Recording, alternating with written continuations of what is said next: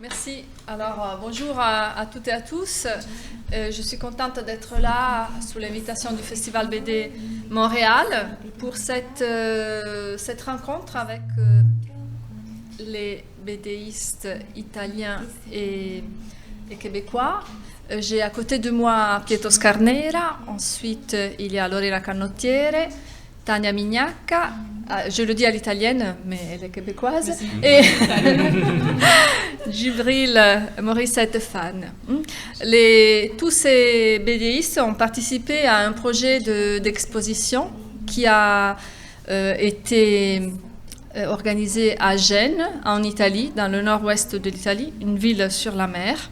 Et c'est un projet qui a vu une collaboration entre une institution culturelle, une fondation qui s'appelle Palazzo Ducale Fondazione per la Cultura, l'Université de Gênes et le Festival BD de Montréal.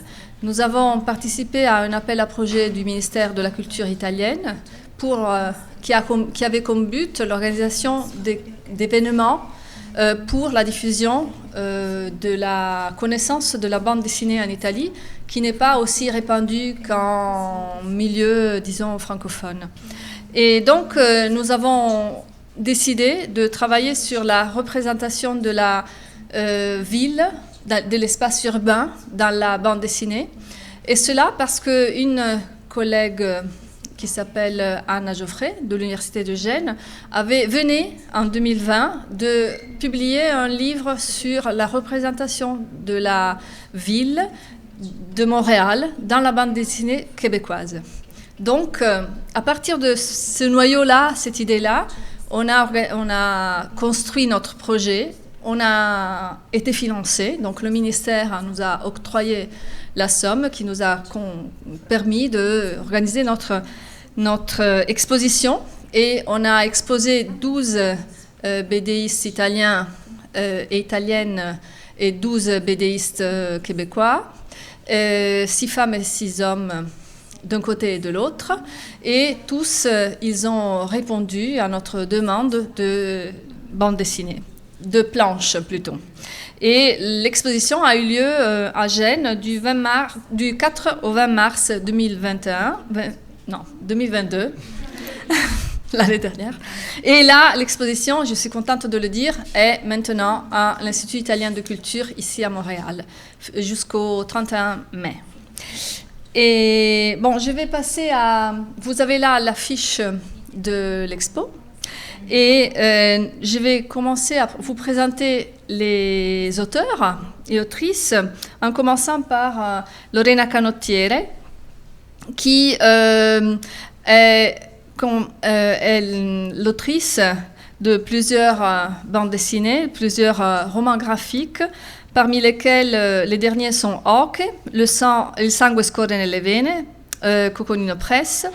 Ensuite, Ça pousse, publié en Espagne, Italie et en France, Allemagne, Chili, et encore Genova per noi, qui est né du projet de performance live au Festival Multimédia Attraversamenti Multipli et publié chez Comicourt. En 2018, elle a publié Verdad, qui a eu le prix Artemisia en italien.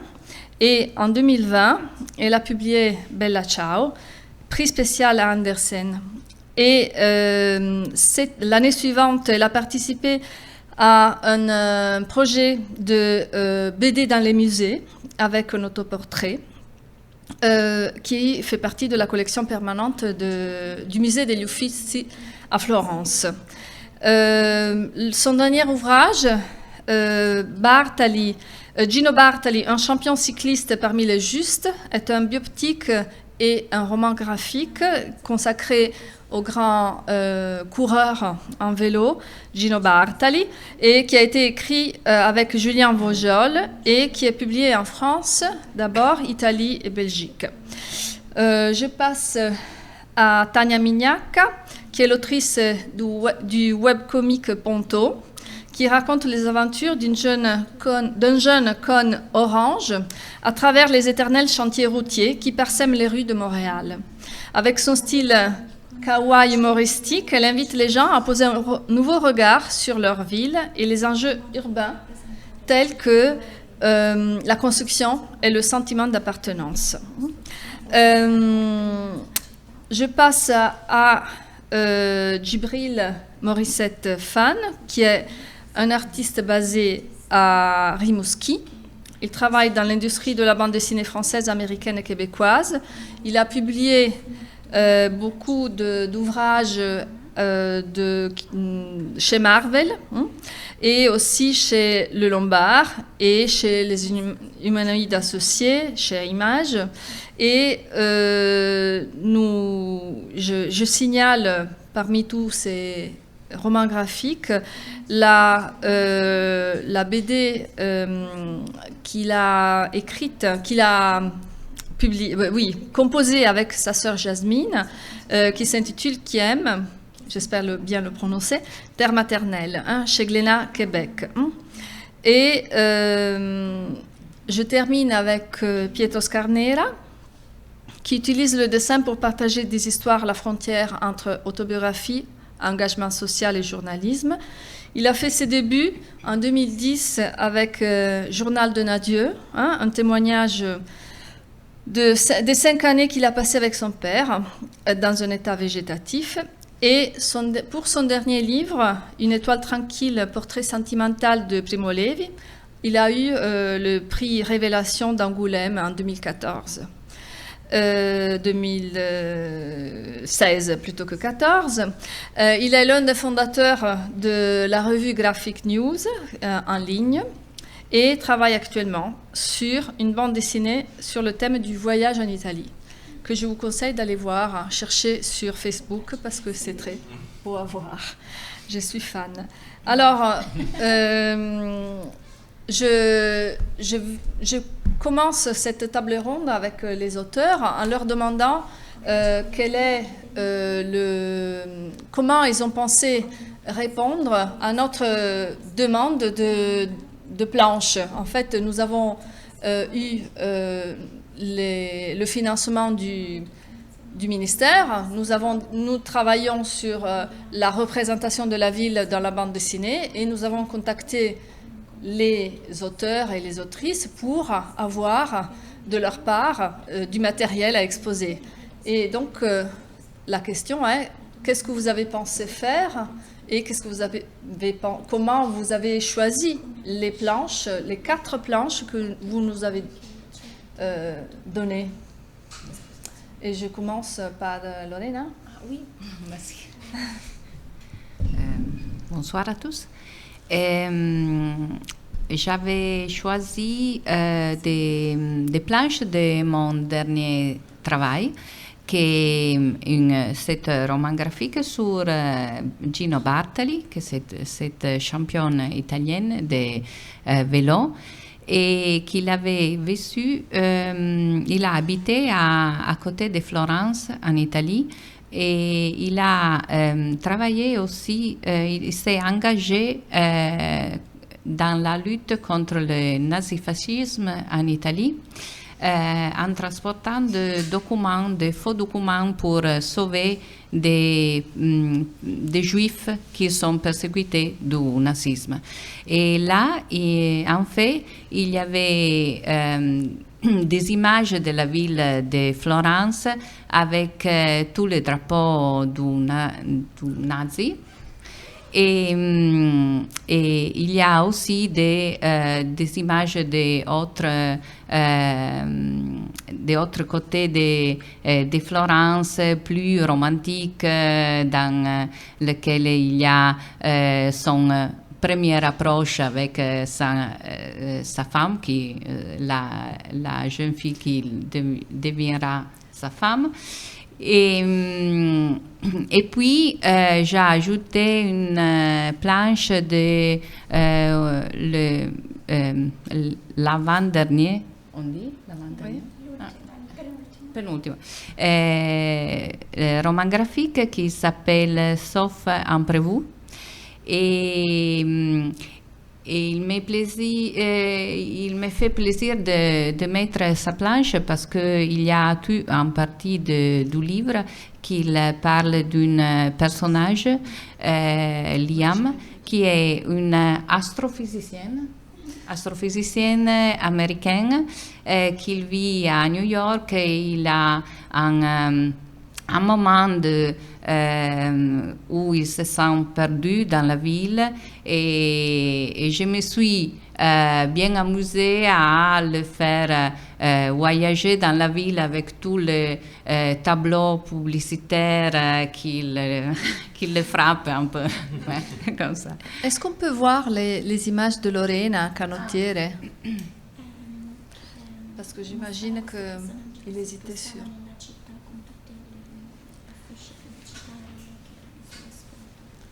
Ok. Ah oui, voilà, ici c'est Florence. Merci. Avec tout le météo. Et ça, c'est une image de New York. Ça, c'est typique italien. Les gens qui parlent de cyclisme au bar. Et là, c'est Florence encore. Je crois qu'il y a encore les... Là. Ah, voilà, les drapeaux nazis. Ouais. Merci Lorena. On passe à Tania Mignacca. Ça fonctionne En fait, comme ça. ce qui est intéressant, c'est de voir aussi comment il interprète de manière différente, soit graphiquement, soit dans le récit, hein, dans la construction de la planche, et soit dans l'utilisation des matériaux du dessin. Voilà. On va en parler tout à l'heure. Donc, voilà. Attends, est-ce que ça fonctionne bien? Oui. Donc, c'est ça. Donc, moi, quand j'ai reçu l'invitation, c'est venu me toucher un petit peu parce que je suis moitié italienne. Fait que j'avais vraiment envie de participer à cette exposition-là. Puis, avec Ponto, j'ai travaillé plusieurs thèmes de Montréal, mais j'ai jamais fait quelque chose qui traitait particulièrement des ruelles. Donc, pour l'exposition, j'ai décidé de faire des planches complètement nouvelles. Puis, un petit peu ce que je voulais illustrer, je suis allée un peu chercher dans mes souvenirs d'enfance, parce que pour moi, la ruelle, c'est un lieu qui est comme très intime, où est-ce qu'on peut découvrir la culture des gens, parce que les gens peuvent aménager ça un peu plus à leur goût. Puis j'ai décidé d'illustrer mes souvenirs par rapport à mes grands-parents. Mes grands-parents paternels ont immigré dans les années 60 à Montréal, dans le quartier Saint-Michel, qui avait une forte concentration de communautés italiennes dans le quartier. Puis pour moi, les ruelles, je me rappelle la ruelle à l'arrière de chez mes grands-parents, c'était les jardins de mon grand-père. Donc il y avait des vignes, il y avait des légumes à pu finir, des cerisiers. Il y avait aussi, on pouvait avoir une vue sur sa chambre froide où est-ce qu'il faisait son vin, ses charcuteries, puis tout ça. Fait qu'il y avait vraiment un côté très culinaire aussi. Puis c'est là aussi que je jouais avec mes cousines, puis les voisins des autres familles, parce que, veux pas, tout le monde était relié, soit par les familles ou amis. C'était vraiment une grosse communauté. Donc on se retrouvait à jouer avec tous les enfants autour. Puis c'est ça, c'est vraiment, pour moi, les ruelles, c'est beaucoup un aspect communautaire. Puis c'est un petit peu ce que j'ai voulu illustrer, mais à travers les yeux de Ponto, donc en exploitant un peu le thème de construction qui revient beaucoup à Montréal, qui était beaucoup moins présent dans ce temps-là, mais j'ai décidé de plus l'actualiser comme ça. Puis c'est ça, en fait, c'est une histoire en 4 planches qui se tient, mais qui peut fonctionner si les planches sont séparées en 2. Puis, fait que c'est ça un peu. J'ai travaillé beaucoup avec des couleurs chaudes pour montrer l'aspect chaleureux aussi. Puis la maison qu'on voit en haut, en fait, ça ressemble... Je me suis beaucoup basée sur la maison qu'habitaient mes grands-parents. Voilà, donc il y a un côté autobiographique Ouais. fort là-dedans. En fait, je n'ai pas expliqué le titre de l'exposition. Enfin, j'aurais dû le dire tout à l'heure, mais merci Tania de l'avoir rappelé. On a cherché à trouver un élément qui met ensemble la ville de Gênes avec la ville de Montréal, et c'est cette idée de ruelle, hein, parce que le mot vicoli en italien, c'est une très, très petite ruelle, et à Gênes, qui est une ville de mer, mais qui a les montagnes très proches de la côte, très, très, très, très proches, il y a beaucoup de ruelles qui montent et qui descendent.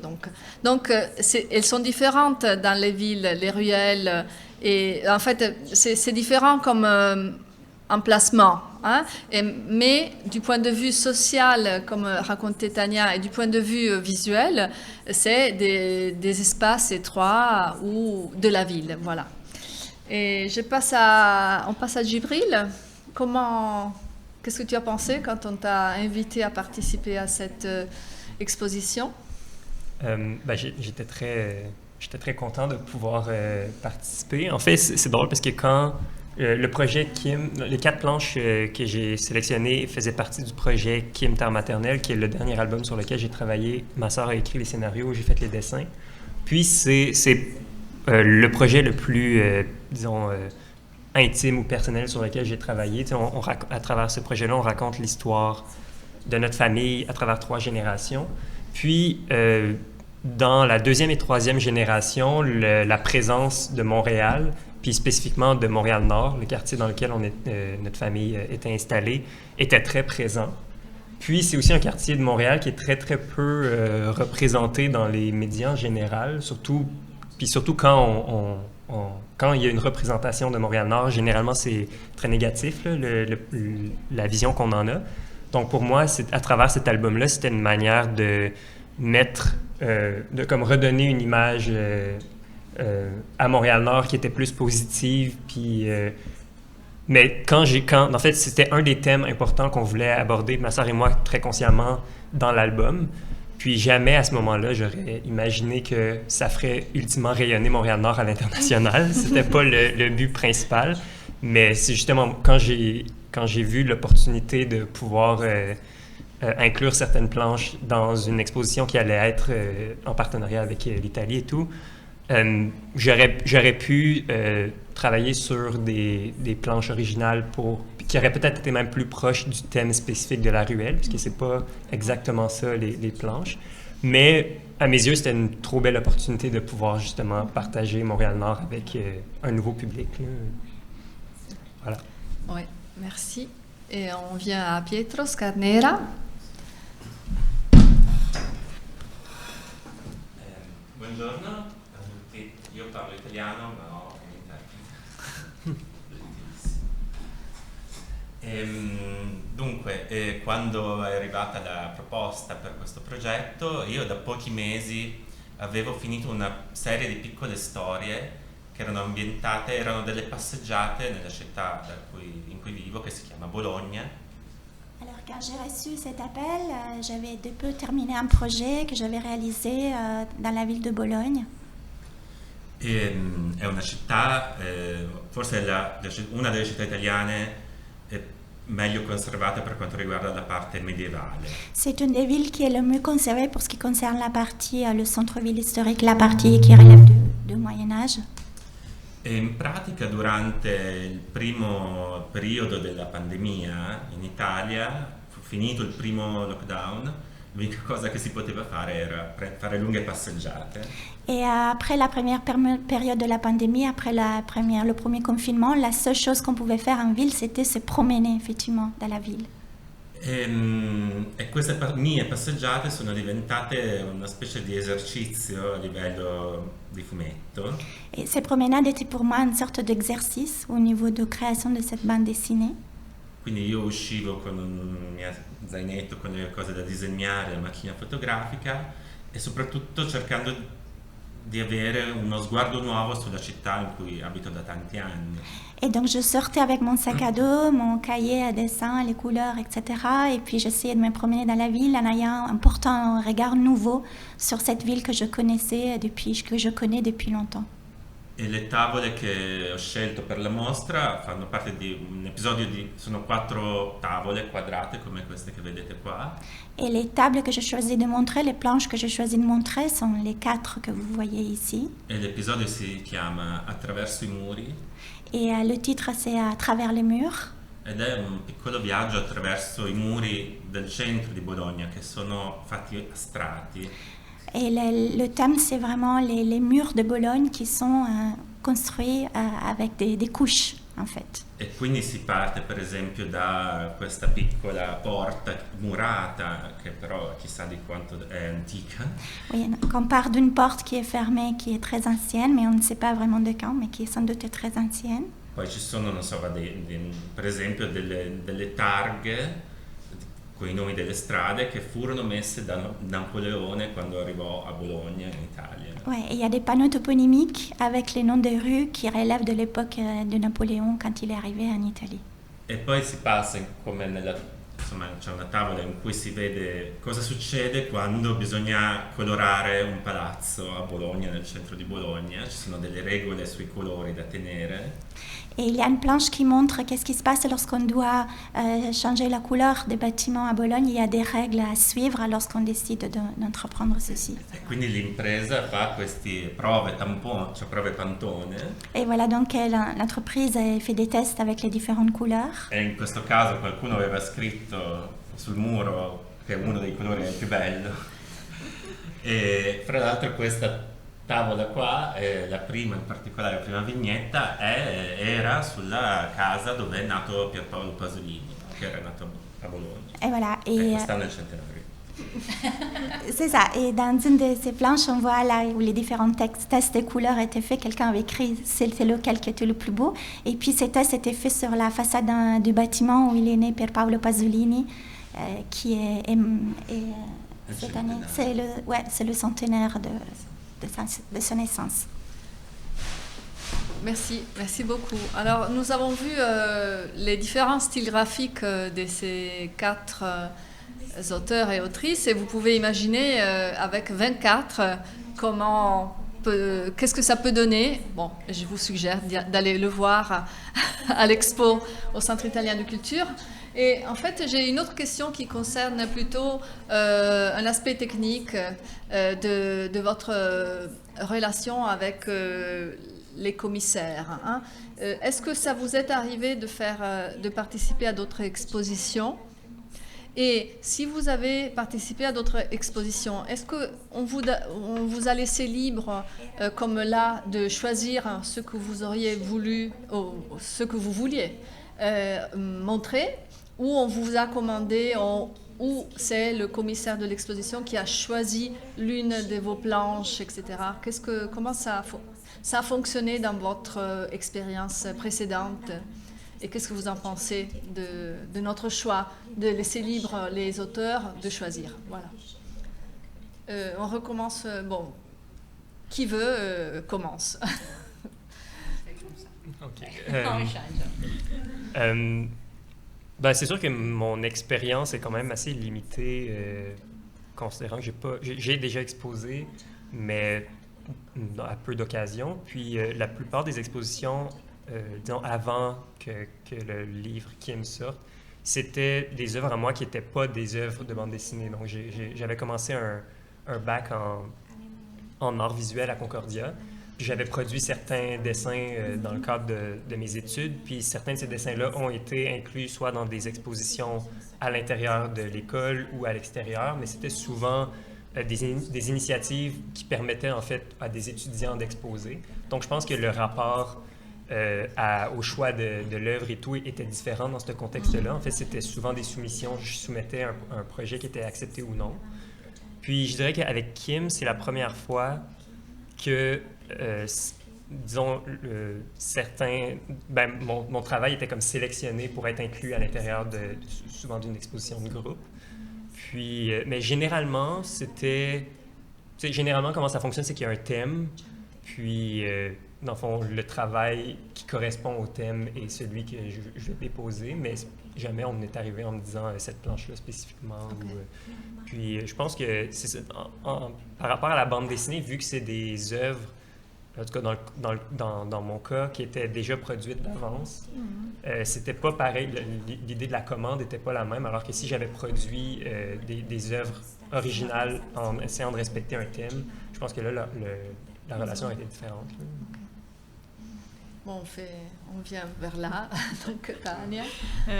Moi, je partage un petit peu la même expérience que Djibril. J'ai fait quelques expositions, mais souvent, c'est ça, c'est moi qui soumettais quelque chose ou j'arrivais avec quelque chose que j'ai déjà créé. Je peux donner un exemple qui n'est pas nécessairement une exposition, mais qui était exposé. Moi, j'ai travaillé avec la Ville de Montréal sur un projet de rénovation de chantier où j'ai eu à faire des bandes dessinées qui étaient grosseur, justement, clôture de chantier, avec des illustrations, puis tout ça. Puis en travaillant en collaboration avec les gens des communications de la ville, ils me laissaient assez libre de faire ce que je veux. Il y avait un thème général, mais souvent, moi, je faisais une courte bande dessinée, puis là, eux me donnaient leur feedback ou s'il y avait d'autres idées, mais ça restait toujours quelque chose qui partait de moi.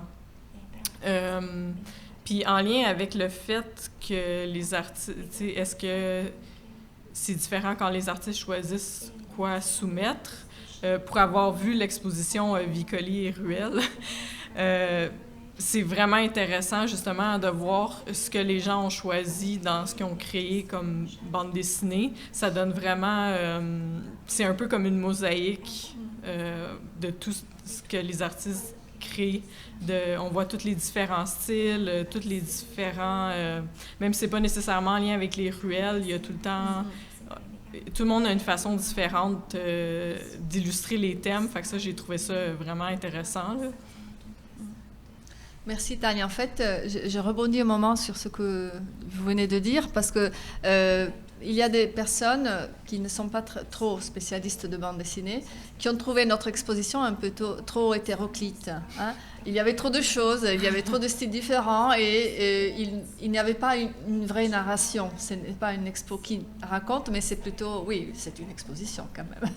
Ça expose les styles, les différents styles, les différentes manières d'imaginer et de percevoir la réalité urbaine. Oui, Lorena? Mais oui, et je crois qu'il y a aussi une autre valeur de votre expo, parce que c'est vrai que dans un roman graphique, dans une comique, dans une bande dessinée, il y a toujours un personnage qui vient d'avoir très peu d'attention.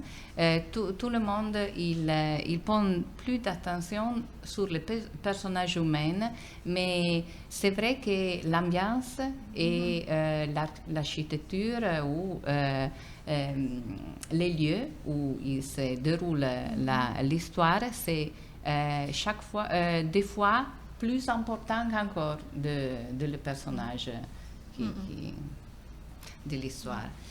Et mon expérience, c'est plutôt des expos concentrées sur des livres. Mon livre, c'est des expositions sur le livre Verdad, sur le livre Sauf imprévu. Et comme ça, c'est moi qui décide le tableau pour les montrer. Et c'est vrai que c'est toujours un peu aussi un parcours didactique parce que je fais tout le fois, je dessine avec 2 couleurs en manuel, en traditionnel sur le papier, et une couleur ajoutée en digital. Et comme ça, les exposants décident tous les fois d'exposer la planche originale, que c'est différent de la planche définitive qu'il est imprimée sur le livre. Et comme ça, c'est vrai que le public apprécie beaucoup cette façon de voir, parce qu'il explique aussi la façon de travailler, non? C'est intéressant. Et une chose que je trouve aussi intéressante, mais il n'y a pas toujours le moyen de le faire, c'est de montrer aussi en expo les croquis ou les dessins préparatoires de le travail. Voilà. Oui. Merci. No, Pietro, no, c'est pour toi. No, io per questo progetto in particolare, quando ho sfogliato il catalogo, insomma, mi sembrava un po', ecco, come fosse una città immaginaria in cui, che a volte, io penso di aver sognato anche una città fatta di questo tipo, in cui ti sposti come da un quartiere all'altro, no? Quindi in questo caso anche fra città diverse e fra stili diversi. Et quand je regardais le catalogue, j'imaginais de me déplacer comme dans une ville imaginaire où on peut se déplacer entre des quartiers différents et même des styles différents. E quindi può essere interessante anche questo, come se fosse solo un'unica città in cui però ci sono quartieri molto diversi in cui entri e poi esci. Et donc, dans l'ensemble, c'est comme si c'était une seule ville avec des quartiers différents dans lesquels on rentre et on sort. Poi in generale io credo che fare mostre sui fumetti sia sempre molto delicato. Et je trouve que faire des expositions sur des bandes dessinées, c'est toujours très délicat. Perché sono opere che nascono per essere lette, no? Con una narrazione. E quindi io personalmente quasi sempre mi è capitato comunque di inserire, anche in questo caso, comunque conservare una parte di storia, in modo che uno può leggere almeno un pezzo di storia. Parce que ce sont des œuvres qui sont conçues pour être lues. Et donc, même dans le cas de cette exposition, j'ai essayé de garder une narration, un bout d'histoire qu'on puisse suivre, une histoire qu'on puisse lire aussi. In effetti un'altra, è vero che nella parcellizzazione. Stai parlando italiano? Ah, pardon. Pardon. En effet, c'est vrai que dans l'extrême morcelé de notre exposition, dans la mosaïque de l'exposition, il n'y avait pas d'histoire à lire, sauf celle de Pietro. Oui. Et c'est peut-être ça aussi la difficulté de quelques visiteurs qui n'ont pas trouvé des histoires et s'attendaient à quelque chose, à une narration. Et en effet, on a plutôt donné à voir des quartiers différents. Voilà. On pourrait demander à la salle s'il y a des questions, si vous avez des curiosités, ou sinon on peut continuer. Pas facile. Pas de curiosité. Ah là, c'est quelques images de notre catalogue qui est là. Sur ça, on est aussi fiers du catalogue parce qu'en fait, c'est un beau travail. C'est un format carré. C'est un catalogue en 3 langues où les textes sont en 3 langues, italien, français et anglais. Et il y a une première partie sur la représentation de l'espace urbain dans la BD. Dans l'histoire de la BD italienne et québécoise. Et ensuite, il y a les 4 planches des BDistes. Et là, vous avez quelques images de l'exposition génoise. On a cherché par... oui, là, c'est autre chose. Voilà. Quelques images de qui ont été exposées. Voilà. Et... Oui? Une question toute pratico-pratique. Est-ce que on peut se procurer ce catalogue-là en magasin? Alors, vous pouvez vous le trouvez en ligne parce que c'est publié en ligne en open access. Donc, vous le trouvez. Je vais vous envoyer le lien. Oui, parce que là, je ne l'ai pas. C'est magnifique. Oui. Oui. En fait, on tenait à ça aussi, parce que la diffusion d'une œuvre et aussi des œuvres sur l'Internet, ça donne sûrement beaucoup plus de chances à notre projet d'être connu et vu. Et voilà. Donc, vous les avez toutes, les planches, parce que dans l'exposition, on en a choisi 2 par auteur. Tandis que dans le catalogue, que c'est celui-là, le catalogue, la couverture. Dans le catalogue, il y en a 4. Voilà, les 4 qui nous ont proposés, parce que quand même, on a fait des choix au niveau du comité scientifique de l'exposition. On a choisi parmi les 4 images 2 par auteur. Voilà. D'autres questions?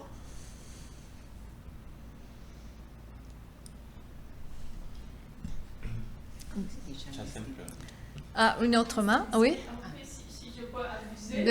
Bien sûr. En fait, je viens de Montréal, non? Comme je viens de puis les rues ne sont pas sécuritaires. On entend des coups de feu. Je voudrais vous entendre sur l'expérience en Italie. Est-ce qu'il y a aussi ça? Est-ce qu'on... Coup de feu? Coup de feu? Le vécu de la violence qui est... Nos ruelles sont des théâtres de violence. Ah, ok. C'est un aspect historique dans les œuvres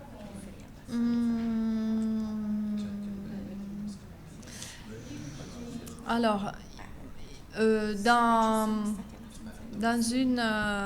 dans un album, en fait, dans les planches de Albertini, mi pare, hein? Il y a... Ok. Voilà. Bon. C'est le seul auteur qui a raconté Gênes, donc le ruelle des Gênes. Ah non, alors c'était non, non, Andrea Ferraris. Andrea Ferraris. Ah oui, en fait, c'est vrai. Il raconte quelqu'un qui vole un portefeuille. Oui, oui. Oui. Ah, però ci sono i nazisti. Oui, il y a les nazis chez Lorena. Ça, Donc de c'est la assez violence violent ça. Important, ouais. Il y a les nazis. Vai, scusa. Ah oui, il y a une planche où il y a Florence plein de drapeaux du nazisme. Du nazisme. Ah ouais. Oui. Bon, je rebondis un moment sur la question. En fait, dans les grandes villes, il y a des situations de violence. Et des coups de feu, bon, je ne sais pas, ça peut arriver. Oui, comme partout. Oui. Ça dépend des quartiers, ça dépend des villes, ça dépend de la situation, mais oui. Oui. Puisqu'on parle des thèmes qui sont ressortis dans les planches que vous avez reçues, est-ce qu'il y a des thèmes qui revenaient plus souvent, qui ressemblaient au Québec et en Italie? Est-ce qu'il y avait des thèmes internationaux, des trucs qui étaient très spécifiques à chaque culture? Ou il y avait beaucoup de... Je me demande juste, c'est quoi, qu'est-ce qui est ressorti qui était récurrent? Je crois que j'ai vu l'expo à Gênes et je crois que j'ai noté qu'il y a beaucoup aussi de genres explorés. Il y a des BD qui sont un peu thriller, mystery, et des autres qui sont plus historiques. Il y a beaucoup de genres explorés dans les histoires en expo. Oui. Puis je pense que ça, c'est simplement par la nature du médium, comme je ne sais plus c'est qui en parlait tantôt, mais le thème, c'était les ruelles ou la ville, l'espace urbain, mais comme c'était de la bande dessinée, nécessairement, c'était souvent comment l'espace urbain est habité, parce que c'est des personnages dans la bande dessinée. Donc, je pense que ça, c'était un des éléments qui était peut-être intéressant de voir comment... c'était pas simplement les différents types d'architecture, mais aussi comment les personnages étaient intégrés à l'intérieur de l'espace urbain, qui était intéressant là, de pouvoir voir. Il y avait aussi des immeubles différents dans des villes différentes. J'imagine Paolo Bacciglieri, par exemple, qui représente la ville de Milan. Il y avait Florence, il y avait Bologne, donc Gênes aussi. Donc voilà, on avait aussi des aperçus de quartiers différents et d'époques aussi différentes. C'est aujourd'hui, mais c'est les quartiers qui ont été construits dans des époques différentes. Alors, c'est des moments de la ville, des lieux de la ville particuliers.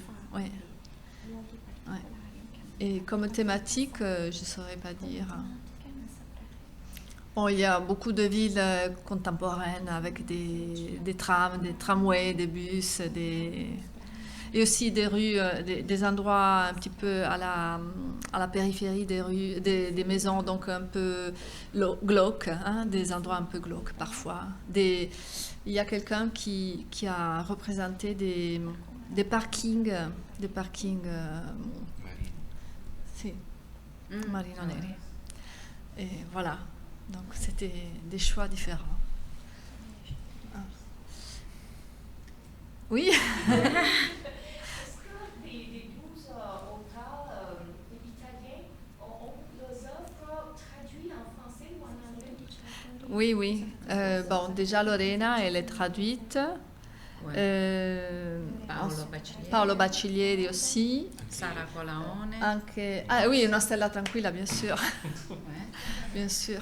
Sara Colaone. Sara Colaone. Andrea Ferraris. È molto comune per gli autori italiani di questo tipo di fumetto e poi avere anche la traduzione francese. C'est très fréquent pour les auteurs italiens de ce type de bande dessinée d'avoir aussi la traduction en français. Oui, et d'ailleurs, Andrea Ferraris, qui était à Gênes pour l'inauguration, nous a raconté qu'il a vécu 3 ans en France, à Paris, faisant des BD, voilà. Parce que le marché, comme je le disais au tout début, le marché italien est beaucoup plus restreint, parce qu'il y a moins de lectorat. Ça commence à être un phénomène intéressant au niveau éditorial, mais ça n'a pas aucun rapport avec le Québec ou la France, la Belgique, etc. Oui. Oui, il y a aussi des éditions françaises qui viennent nommer les Italiens c'est lui des Italiens parce qu'il aime la bande dessinée italienne et il publie des auteurs italiens. Ouais. Par exemple, chez ici même, Rackham, quello che ci diceva Moschito. Il y a... Gli editori traducono. Pour nous, c'est voilà. c'est bien. Ouais. Ah oui, parce que ça leur permet d'être connus là où on lit vraiment de manière importante la bande dessinée. Hein. Mais aussi, oui. Bien sûr, voir l'exposition et avoir accès aussi au catalogue va nous mettre dans l'appétit de vouloir découvrir l'œuvre au complet. On ne peut pas s'arrêter simplement à voir Vous êtes en fait notre, entre guillemets, cliente parfaite. Vous représentez le public que l'on vise. C'était le but du projet. En fait, c'était le but aussi du ministère italien de financer des projets comme ça qui puissent être donner l'idée de la richesse aussi de notre culture BDique italienne. Hein. Et ça nous a fait plaisir de mettre ensemble le Québec et l'Italie parce que ça a créé aussi des entrecroisements intéressants. Oui.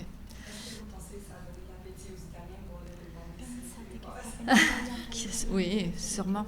Bon, les amateurs, bien sûr, oui.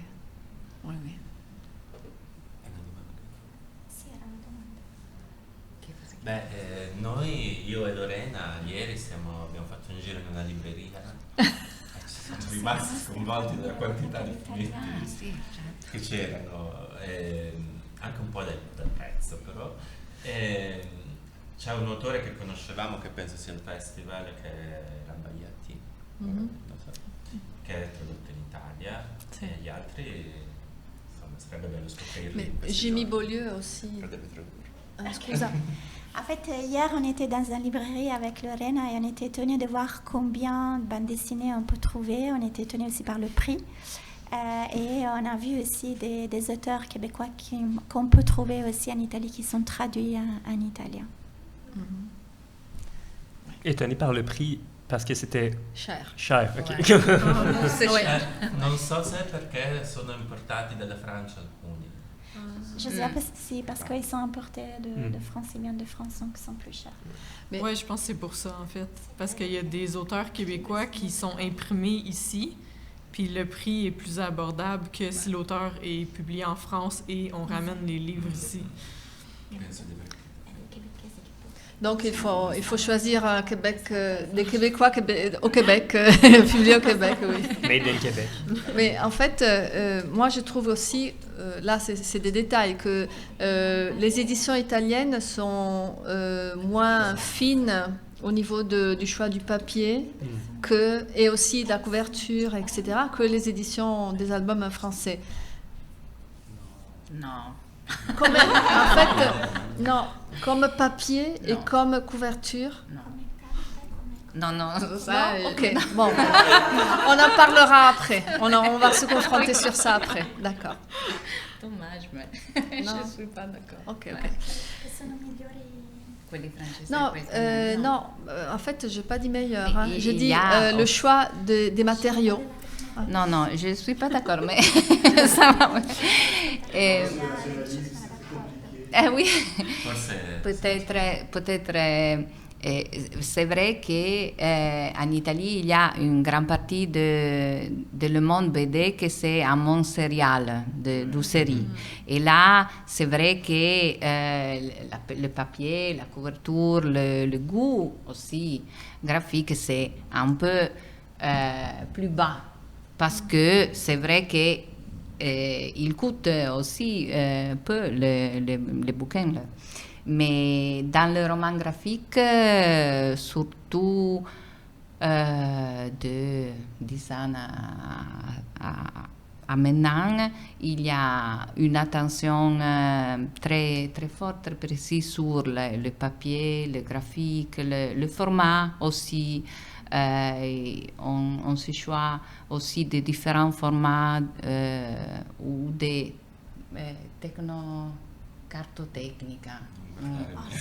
C'est trop technique, mais oui, des choses pour faire une édition le plus approchée, proche à la narration du livre. Il y a des éditeurs français qui impriment en Italie. Oui. Ah oui. Ouais. Maintenant il y a beaucoup de imprimeries qui travaillent pour Dargaud, pour Delcourt. Ouais. Posso aggiungere che adesso si sta cominciando a farlo anche in Italia, però mi sembra che tradizionalmente il fumetto francofono si presenta come una copertina cartonata. Non so se come si dice. En fait, Cartonné, on dit, non? c'est-à-dire que oui, d'habitude, la bande dessinée francophone, donc française et même ici, se présente avec une couverture cartonnée. Mentre la tradizione italiana sono degli albi più poveri da questo punto di vista. Adesso anche i nostri fumetti vengono stampati così, però è abbastanza recente. Abbastanza, però di gusto. E non piace. Però li rende come oggetti preziosi. Sì.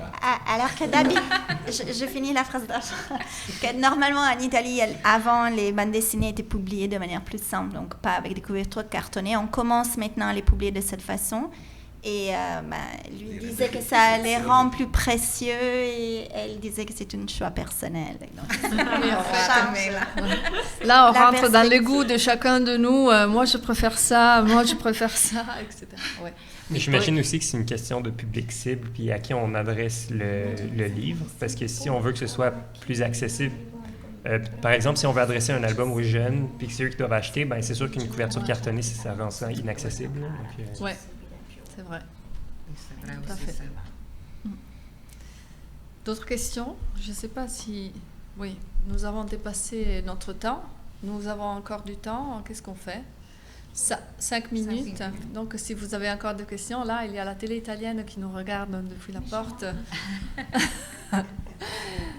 Bon, sinon... Bon, s'il y a d'autres questions, sinon, on peut s'arrêter là. Vous devez venir à l'Institut Portugal Italien, il y a l'expo en cours. Donc aujourd'hui, c'est ouvert jusqu'à 6 heures.